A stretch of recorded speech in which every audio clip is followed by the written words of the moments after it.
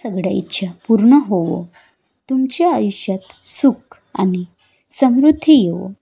आज या शिवरात्रीच्या दिवशी ग्रामपंचायत भागेबोरी पंचायत समिती भिवापूर जिल्हा नागपूर कडून सर्व जनतेला महाशिवरात्रीच्या हार्दिक शुभेच्छा.